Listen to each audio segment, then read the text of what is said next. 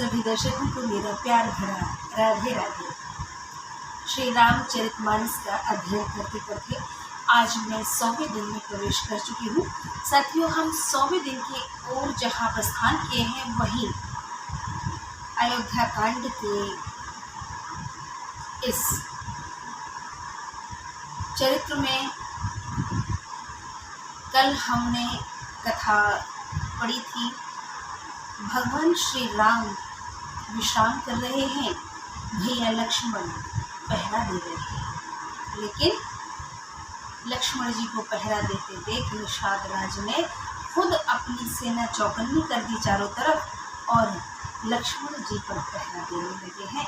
तरकश वगैरह कस के नाना भांति की बातें हो रही हैं दोनों के बीच और निषाद राज को ये बिल्कुल भी अच्छा नहीं लग रहा है कि राजमहल के दो राजकुमार इस कदर जंगल में विचरण कर रहे हैं, जमीन पर सो रहे हैं। भैया लक्ष्मण ने कितना सुंदर संदेश दिया है, कितना अच्छा ज्ञान दिया जो हमने कल कथा में जाना।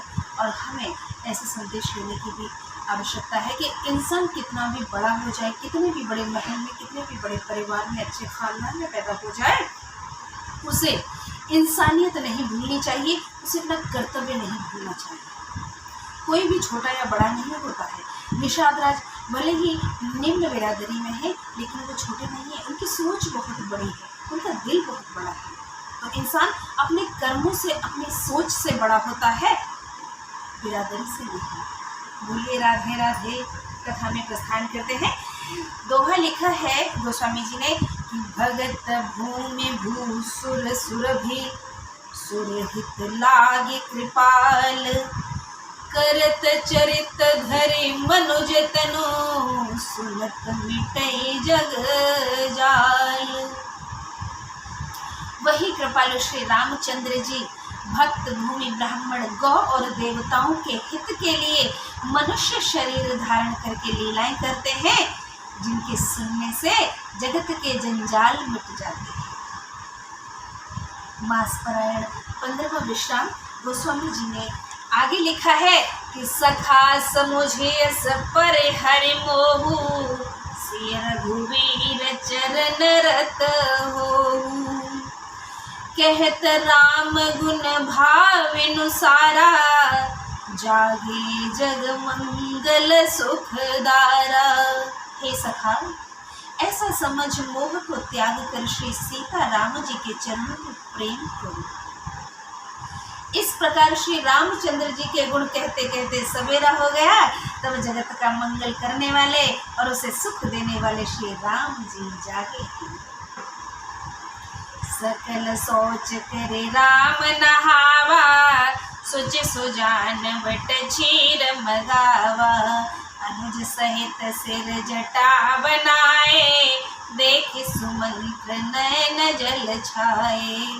शौच के सब कार्य करके नित्य पवित्र और सुजान श्री रामचंद्र जी ने स्नान किया, फिर बड़का दूध मंगाया और छोटे भाई लक्ष्मण जी सहित उस दूध से सिर पर जटाएं बनाई।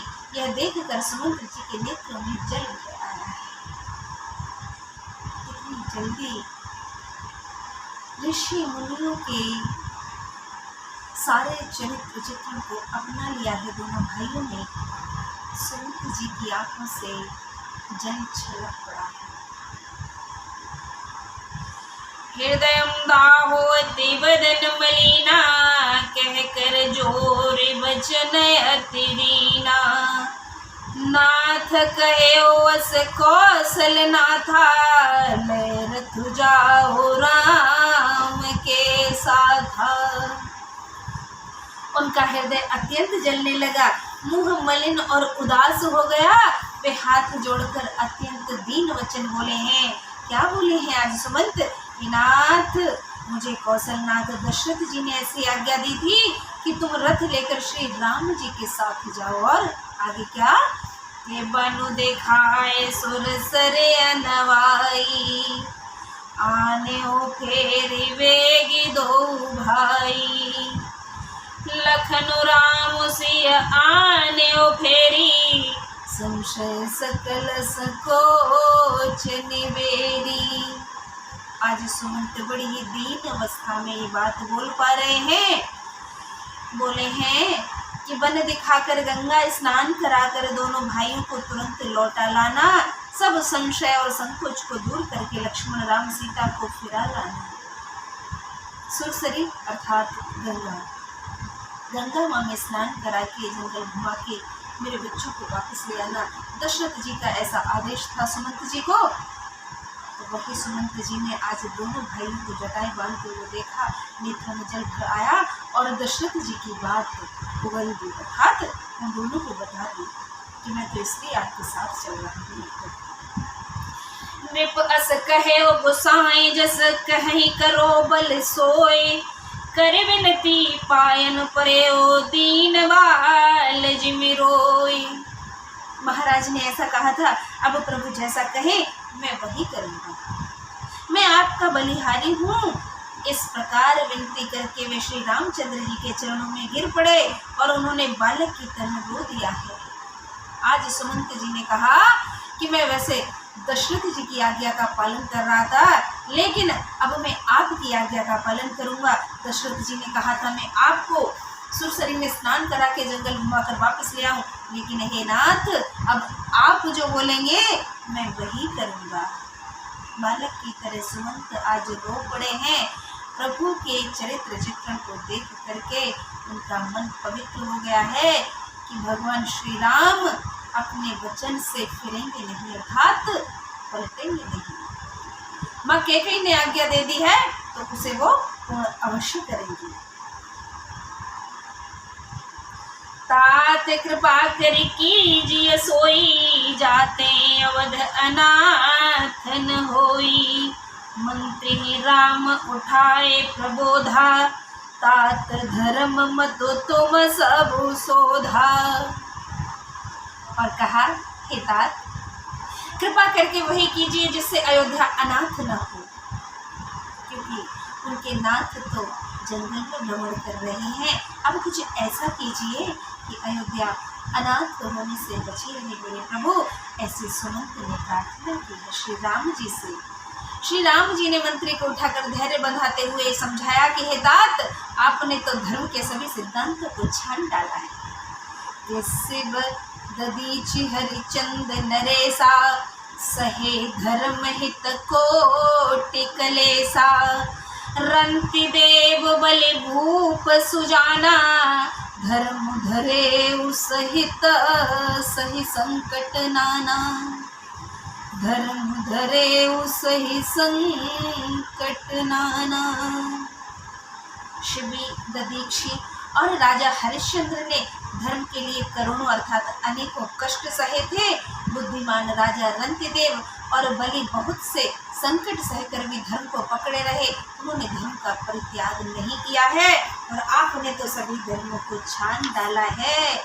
आज सुमंत की तारीफ श्री राम जी ने की है। धर्म न दूसर सत्य समाना, आगम निगम पुराण बखाना। मैं सोए धर्म सुलभ कर पावा, तजे हूँ पुर अपज सुझावा। वेद शास्त्र और पुराणों में कहा गया है कि सत्य के समान दूसरा धर्म नहीं है। मैंने उस धर्म को सहज ही पा लिया है। इस सत्य रूपी धर्म का त्याग करने से तीनों लोकों में अपयश छा जाएगा। आज राम जी ने उन्हें एक संदेश फिर से दिया है। सत्य के समान कोई दूसरा धर्म नहीं है। मैंने उस धर्म को सहज पा लिया है। अगर इसका त्याग करूँगा तो तीनों लोकों में अपयश, बुराई छा जाएगी। संभावित कहूँ अपजस लाहू, मरण कोटि समदारुण दाहू। तुम संतात बहुत का कहूँ, दिए कुतरु फिर पात कुलहूँ। प्रतिष्ठित पुरुष के लिए अपयश की प्राप्ति करोड़ों मृत्यु के समान भीषण संताप देने वाली है। हे तात, मैं आपसे अधिक क्या कहूँ। लौट कर उत्तर देने में भी पाप का भागी होता हूँ, इसलिए मुझसे कुछ कहने वाली है मेरे प्रभु। विपितु पद कही कही कोटि नीति, विनय करब कर जोरी। चिंता कवने हूँ बात के करिय जनि मोर। सियापति राम जय जय राम, अवधपति राम जय जय राम, मेरे प्रभु राम जय जय राम, सियापति राम जय जय राम। आप जाकर पिता के चरण पकड़कर करोड़ों नमस्कार के साथ हाथ जोड़कर विनती करिएगा कि हे तात, आप मेरी किसी बात की चिंता न करें। आज इस सुमंत को सुनिश्चित किया है प्रभु श्री राम ने कि जाओ और पिताजी को करोड़ों नमस्कार कहना हमारी, और मेरी चिंता ना करें, उन्हें ऐसा भी बोलना है। तुम पुण्य पितु सम अति हित मोरे, बिनती करूं तात कर जोरे। सब विधि सोए कर्तव्य तुम्हारे, दुख न पाव पितु सोच हमारे। आप भी पिता के समान ही मेरे बड़े हितैषी हैं तात। मैं हाथ जोड़कर आपसे विनती करता हूँ कि आपका भी सब प्रकार से वही कर्तव्य है जिसमें पिता हम लोगों के सोच में दुख ना पावे। इसलिए आप पिताजी को जाकर समझाइए, वो मेरी चिंता ना करें, आप भी मत कीजिए। सुने रघुनाथ सचिव संवादु, भयो सब परिजन विकल निषादु। कोने कछु लखन कही कटुवानी, प्रभु वर जे बढ़य अनुचित जानी। श्री रघुनाथ जी और सुमंत का यह संवाद सुनकर निषाद राज कुटुंबियों सहित व्याकुल हो गया। फिर लक्ष्मण जी कुछ कड़वी बात कहे हैं। क्या? प्रभु श्री रामचंद्र जी ने उसे बहुत ही अनुचित जानकर उनको मना किया है। क्या बोला है भैया लक्ष्मण ने? सकुच राम निज शपथ दिवाई, लखन संदेशु कही अजन जाई।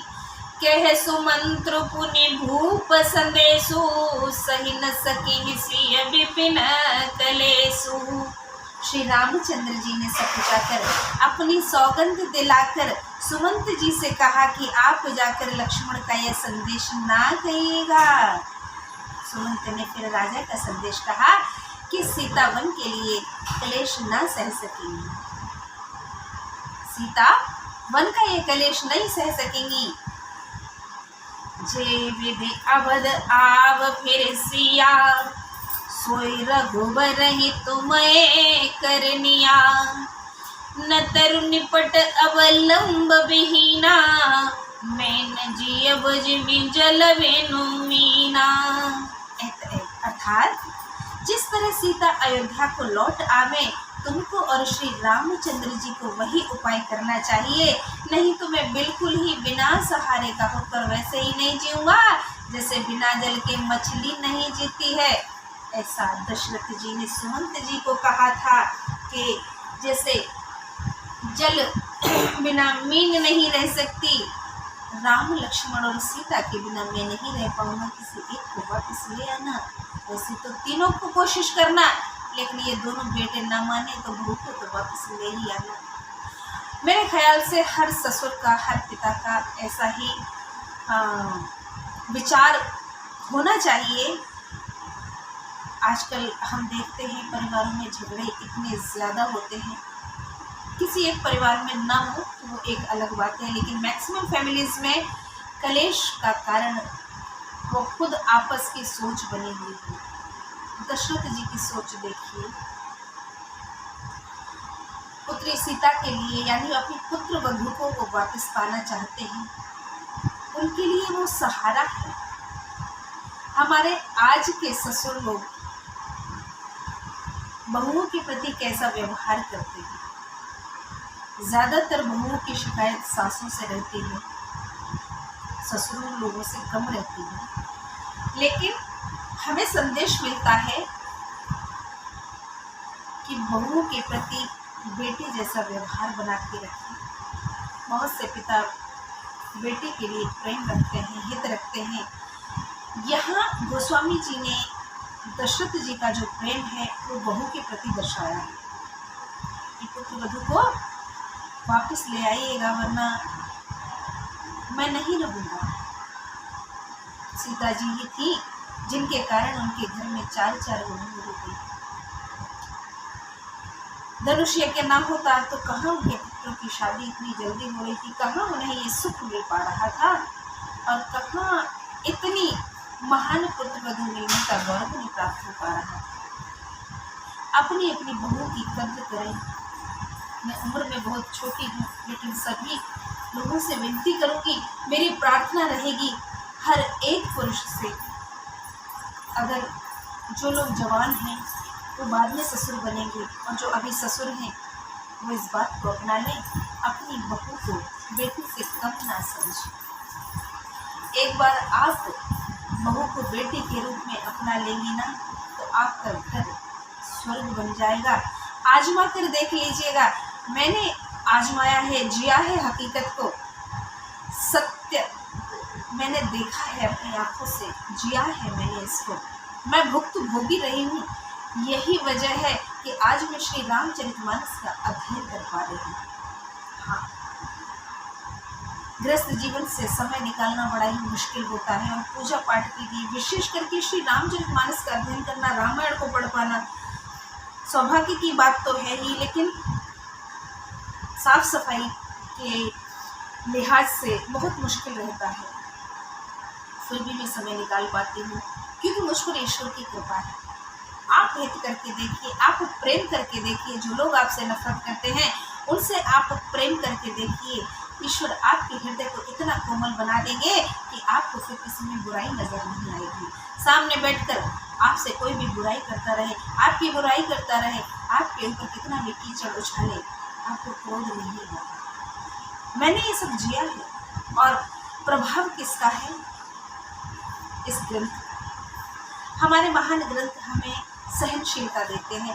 ईश्वर की कृपा है मुझ पर, मैं सहनशील अगर बनी हूँ तो रामायण के कारण, और इस रामायण को हृदय से अगर मैं लगा पाई हूँ तो अपनी जननी के कारण, मेरी मैया ने मुझे ये ज्ञान पकड़ाया और मैंने इसे कलेजे से आज तक लगा के रखा है। ईश्वर करे मैं मरते दम तक अपने कलेजे से अपने ग्रंथों को, श्री रामायण को सदैव लगा के रखूं अपने हृदय से। जय जय श्री राधे श्याम। आज सुमंत ने अपने दिल की बात बता दी है, पर राम जी का देखिए ना, अटल रहना अपने कर्तव्यों पर। हम सबको संदेश देता है कि हमारा जो कर्तव्य है हमें उस पर अटल रहना चाहिए, मुश्किल कितनी भी आ जाए, घबराना नहीं है। कि मायके ससुरे सकल सुख, जब ही जहाँ मनुमान, ते तब रही सुखे नसिया, जब लगी विपत्ति विहान। सीता के मायके और ससुराल में सब सुख है, जब तक यह विपत्ति दूर नहीं होती तब तक वे जब जहाँ जी चाहे वहीं सुखी रहेंगे। लेकिन कि विनती भूप की न जय भांति, आरती प्रीति न सो कही जाती, पे तो संदेश सुनि कृपा निधाना, सियई दीख सिख कोटि विधाना। राजा ने जिस दीनता और प्रेम से विनती की है वह दीनता और प्रेम कहा नहीं जा सकता। कृपा निधान श्री रामचंद्र जी ने पिता का संदेश सुनकर सीता जी को करोड़ों अनेकों प्रकार से सीख दी। सास ससुर गुर प्रिय परिवारु, न सब कर मिटे खबरू। क्या बोले हैं कि सासु ससुर गुर प्रिय परिवारु, फिरऊ त सब कर मिटे खबरू। सुने पति वचन कहती वे देही, सुनहु प्राणपति परम स्नेही। उन्होंने कहा जो तुम घर लौट जाओ तो सास ससुर गुरु प्रियजन और कुटुंबी सबकी चिंता मिट जाए। पति के वचन सुनकर जानकी जी कहती हैं, हे प्राणपति, हे परम स्नेही, सुनिए मैया क्या बोली है राम जी के वचन सुनकर के प्रभु करुणामय परम विवेकी, तनु तज रहती छाह के मिछे की। प्रभा जाए कहे भानु बिहाई, कहीं चंद्रिका चंदु तज जाई। आज मैया बोली है, हे प्रभु आप करुणामय और परम ज्ञानी है, कृपा करके विचार कीजिए, शरीर को छोड़कर छाया अलग कैसे रह सकती है। सूर्य की कृपा प्रभु को सूर्य को छोड़कर कहाँ जा सकती है, और चांदनी चंद्रमा को त्याग कर कहाँ जा सकती है। अरे मैं तो आपकी परछाई हूँ मेरे प्रभु, भला मैं आपसे कैसे अलग हो सकती हूँ। आज मैया ने इतना बड़ा संदेश हमें दिया है, हर पत्नी अपने पति की परछाई बनकर रहे। मैं फिर से गृहस्थी से अपनी कथा को जोड़ती हूँ। कथा मेरी ही नहीं है, हम सबकी है, और ये संदेश भी हम सबके लिए है। हर पत्नी अपने पति की परछाई अगर बन जाए तो आधा कलेश तो यूं दूर हो जाता है। फिर बचता है गृह कलेश, तो उसमें हमें मैनेज करके चलना है, क्योंकि आजकल हम लोगों की सोच का कुछ कर नहीं सकते। इस कान सुने और इस कान निकालने बड़ा मुश्किल है, बड़ा कष्टदायी है, बड़ा पीड़ादायी है, लेकिन करना पड़ेगा। यदि हम आधुनिक नारी हैं तो हमें अपनी आधुनिकता का परिचय शांति के साथ देना होगा कि अगर ससुराली जन कुछ भी बोल रहे हैं, कुछ भी उल जलूल बक बक बक बक करते हैं ना फालतू की, अगर लगता है कि बिल्कुल फिजूल है तो हमें पलटवार नहीं करना है, क्योंकि उसका कोई फ़ायदा नहीं, गृहस्थी बिगड़ती है उससे। शांति के साथ सुनिए, शिरोधार्य कर लीजिए। अरे हजम नहीं हो रहा तो हजम करने की ज़रूरत भी नहीं, बस सुन लो, ठीक है, हाँ हो गया, बस अपने काम में जुट जाओ। मैं उम्र में बहुत छोटी हूँ, जीवन का ज़्यादा अनुभव नहीं है, लेकिन जितना जिया है मुझे लगता है मेरे पास मैंने बहुत अनुभव बटोरा है गृहस्थ जीवन में। मैं अपनी सभी सखी सहेलियों से, उन गृहस्थी में बसे वो सभी लोगों से विनती करूंगी, प्रार्थना करूंगी कि जब गृहस्थी में कुछ बाधा नज़र आए, अड़चन नज़र आए, कलेश नज़र आए और लगे कि बहुत मुश्किल है और हम झेल नहीं पा रहे हैं, तो बस हरि सुमिरन कर लो, प्रभु का चिंतन कर लो, सब भूल जाओ, सब कुछ भूल जाओ। 10-5 मिनट के लिए सिर्फ और सिर्फ राधे राधे रट लो, राम नाम रट लो, सीता राम रट लो, प्रभु का स्मरण कर लो। अगर आप पढ़ी लिखी हैं तो कोई महान ग्रंथ आपके घर में है, रामायण है, गीता है, जो भी है, नहीं है तो मंगवा लो, उसको पढ़ लो, और अगर है तो पढ़ो, नहीं है मंगवा लो। पढ़ी लिखी नहीं है तो सिर्फ राम राम राधे राधे, जय श्री कृष्ण, राम राम सीता राम, जो मन में आए, जो आपके इष्ट है, हर हर महादेव, जिनको भी आप पूजते हैं, बस 10 मिनट मात्र आपके जीवन की हर बाधा दूर हो जाएगी। आज मैया ने क्या कहा है, चंद्रमा से चांदनी कब अलग हुई है, सूर्य से रोशनी कब अलग हुई है, और शरीर से परछाई कब अलग हुई है, जो मैं आपसे दूर हो जाऊं। ऐसा ही भाव हर स्त्री का अगर बन जाए तो 50% झगड़े खत्म। बचे हुए झगड़े हमें अपनी समझ से खत्म करने हैं। थैला उठाकर मायके को मत भागिए, दुर्गा बनकर डटकर मुकाबला कीजिए हर मुश्किल का, और अपनी गृहस्थी को बचाकर रखिए। आज मैया सीता ने अपने दाम्पत्य जीवन में जो भी कष्ट आए हैं, अपने पति के साथ उन्हें सहन करने के लिए प्रण किया है। हालांकि जीवन में, व्यवहारिक जीवन में इसके विपरीत हमें देखने को मिलता है। जब पति नौकरी पर होता है तो पत्नी पर दबाव होता है बहू पर कि नहीं तुम संग मत जाओ, तुम चली जाओगी तो यहाँ कौन देखेगा। लेकिन वो भी गलत है। वो नई नवेली दुल्हन पति के बिना कैसे रहे, उसको भी तो मौका मिलना चाहिए ना अपने पति के साथ समय व्यतीत करने का। अरे कम से कम 8-10 साल वो अपने पति के साथ सुखमय जीवन व्यतीत करेगी, उसे समझेगी, पति उसको समझेगा। तो परिजनों से मेरा निवेदन रहेगा, मेरी करबंद प्रार्थना रहेगी कि नए नवेले जोड़े को अलग ना करें, उन्हें साथ रहने का मौका दें। इससे प्रेम तो बढ़ता ही है, गृहस्थी में झगड़े भी खत्म होते हैं। हाँ, कथा की और लोग करते हैं। आज मैया का संदेश हम सबको याद रखने की आवश्यकता, ना सिर्फ पत्नियों को बल्कि पतियों को भी। जब पत्नी आपका साथ दे रही है तो आपको भी पत्नी का साथ देने की आवश्यकता है, जैसे श्री राम जी ने दिया था। उन्होंने मैया पर कोई जोर जबरदस्ती नहीं की कि नहीं तुम जाओ। अगर राम जी आदेश दे देते सख्त तो मैया वाकई में अयोध्या में रुक जाती, लेकिन उन्होंने पत्नी का साथ दिया था। मेरे भाई बंधुओं से, मेरे माता पिताओं से, सभी मेरे पुरुष साथियों से निवेदन रहेगा कि अपनी पत्नियों का साथ, वो अच्छी बुरी, काली गोरी, मोटी पतली जैसी भी है, उसका साथ मत छोड़िएगा। वो आपके भरोसे आई है, उसकी दुनिया आपसे शुरू और आप ही पर खत्म होती है। इसलिए वक्त कैसा भी हो, हालात कैसे भी हो, 4 बातें अगर अपने घर वालों को सुनते हो तो 2 बातें अपनी पत्नी की अवश्य सुनिएगा। अगर जीवन में शांति चाहते हैं तो, अगर प्रभु से थोड़ा सा भी स्नेह करते हैं तो। कथा में आगे बढ़ते हैं और आगे क्या लिखा है गोस्वामी जी ने? उन्होंने कहा है कि पति ही प्रेममय विनय सुनाई, कहती सचे वसन गिरा सुहाई।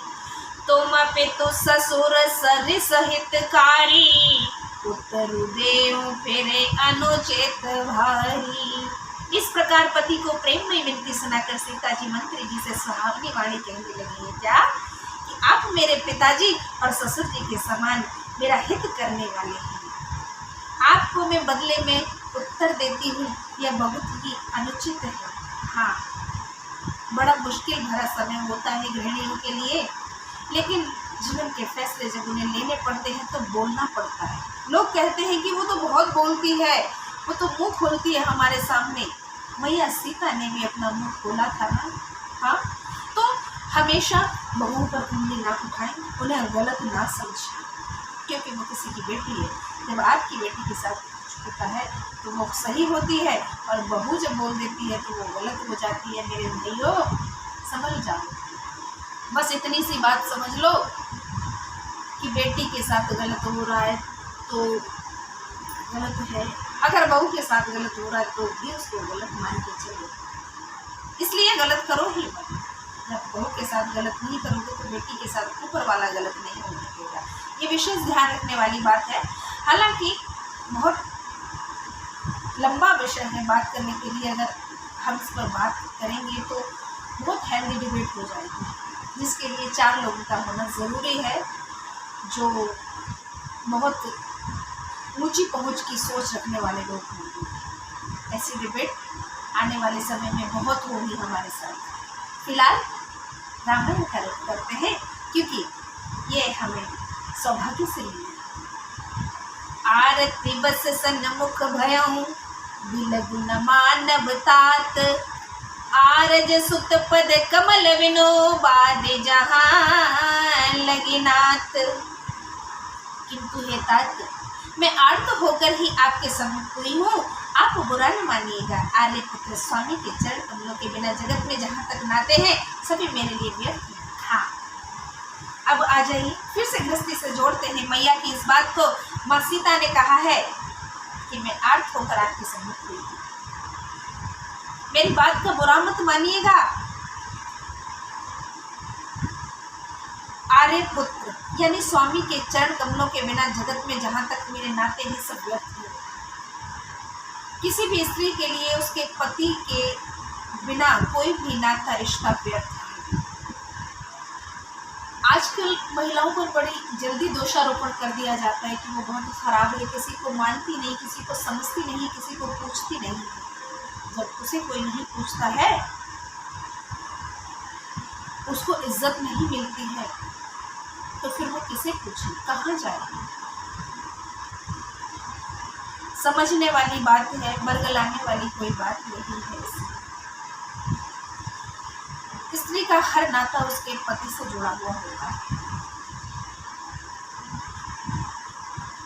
कुछ परिवारों में लड़के से तो रिश्ता रखना पसंद करते हैं परिजन, लेकिन बहू से रिश्ता रखना पसंद नहीं करते हैं। जहाँ आप ऐसा करना शुरू कर देते हैं, अपनी तबाही, अपनी बर्बादी आप खुद लिखना शुरू कर देते हैं। मैया सीता ने भी खुद कहा है, पति के बिना दूसरे रिश्ते व्यर्थ हैं। रिश्ता पति से शुरू होता है, और वहाँ से मान मनौती हो तो बाकी के रिश्ते भी जीवित रहते हैं। अगर पति के ही रिश्ते सब खत्म हो गए तो बाकी के रिश्ते पत्नी के लिए कोई मायने नहीं रखते। आज राम जी के लिए माँ कैकेयी के हृदय में प्रेम होता, जगह होती महल में, तो सीता जी के लिए भी बाकी सब रिश्ते जीवित होते, उनके लिए भी वो रिश्ते वहीं खत्म हो गए। माँ का ऐसा कहना और ऐसा ही संकेत गोस्वामी जी दे रहे हैं। तो निवेदन रहेगा सभी गृहस्थी वालों से कि बेटों को इज्जत देते देते बहुओं को भी उतनी ही इज्जत देना। यदि परिवार में शांति चाहते हो, कलह नहीं चाहते हो, घर की कलेश खत्म करनी है तो जितनी इज्जत बेटे को दे रहे हो उतनी बहू को दो।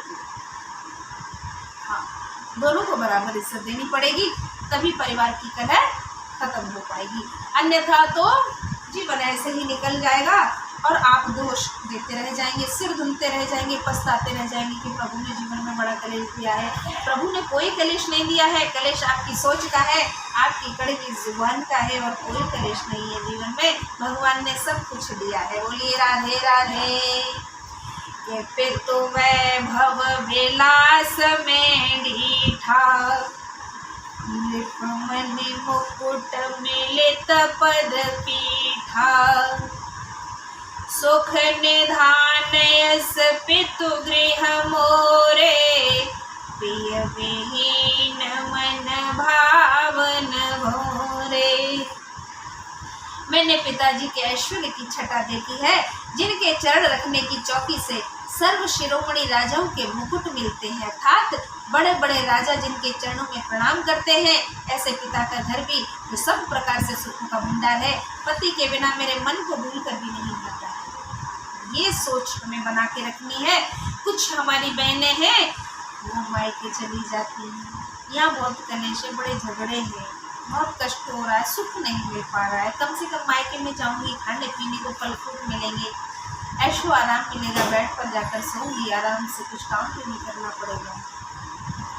व्यर्थ है सब कुछ पति के बिना। पति का घर, पति का परिवार और पति का साथ हमारे लिए सब कुछ होता है। यहीं से हमारी नई जिंदगी, नई गृहस्थी शुरू होती है। इसलिए मायके के सुख को भूल जाइए मेरी बहनों, और अपने परिवार में भगवान ने आपको जितना दिया है उसमें सुखी रहो, ताकि भैया भाभी का घर नरक बनने से बचा रहे, माता पिता को समाज में इज्जत मिलती रहे। लोग बुरा बोलते हैं कि अरे बेटी कैसे घर में पटक दी है, ठिकाना नहीं लग रहा है, कहाँ करे आए हैं। तो इन बातों से भी बचना है और अपना कर्तव्य भी तो पूरा करना है। अरे हमारा भी तो कुछ दायित्व है घर में। ऐशो आराम तो हमने शादी से पहले बहुत किया है। जैसे माँ अपनी गृहस्थी को संभाल के चल रही थी, वैसे ये हमें अपनी गृहस्थी संभालनी है, हमें अपने परिवार को चलाना है। इसलिए अपनी माँ के जैसे बनने की कोशिश करो। मम्मी अपना घर संभाल रही है, आप अपना घर संभाल रहे। सास के नखरे तो वो तो अगर आदत बन गई है तो वो छूटने वाली नहीं है। सासू मैया की मरते दम में छूटेगी, उसको भी आप के साथ कर लो, अपना लो उसको भी, कोई बात नहीं है। शायद किस्मत में ऐसा लिखा था इसीलिए मिला है, उसको भी अपना लो और अपनी गृहस्थी को बचा लो मेरी बहनों। आगे क्या लिखा है गोस्वामी जी ने, ससुर चक्रवय कौशल राउ, भुवन चारि दस प्रगट प्रभाऊ, आगे होई जे सुरपथ लेई, अरद सिंहासन आसन देही। मेरे ससुर कौशल राज चक्रवर्ती सम्राट हैं, जिनका प्रभाव 14 लोकों में प्रकट है। कितने? 14 लोकों में। इंद्र भी आगे होकर जिनका स्वागत करता है और अपने आधे सिंहासन पर बैठने के लिए स्थान देता है। ऐसी महिमा थी अवध नरेश दशरथ जी की। ससुर एतादृश अवध निवासु, प्रिय परिवारु मातु सम सासु, मेनु रघुपति पद पदुम परागा, मोहि के सपने सुख दिन लागा। ऐसे ऐश्वर्य और प्रभावशाली ससुर, उनकी राजधानी अयोध्या का निवास, प्रिय कुटुंबी और माता के समान सासें, ये कोई भी श्री रघुनाथ जी के चरण कमलों की रच के बिना मुझे स्वप्न में भी सुखदायक नहीं लगते हैं। पति का साथ हमारे लिए प्रिय होना चाहिए, पति हमारा जैसा भी हो। हमारे भारतीय संस्कार हमें ज्ञान देते हैं कि पति कैसा भी है, ईश्वर ने ये डोरियां जो है आसमान में बनती हैं, रिश्तों की डोरी आसमान में बनती है, ईश्वर बनाते हैं। बहुत मुश्किल होता है इस बात को कह पाना और फिर उसे आत्मसात करना, लेकिन मुश्किल ज़रूर है, नामुमकिन नहीं। चीज़ों को हमें सुलभ बनाना पड़ता है। इन हालातों से जब महिलाएं जूझती हैं, वो ही जानती है कि उनके हृदय पर क्या गुजरती है, लेकिन हमारे संस्कार हमें इजाज़त नहीं देते अलग होने की। झगड़े कितने भी हो, रिश्ते ना तो कभी तोड़ने नहीं चाहिए।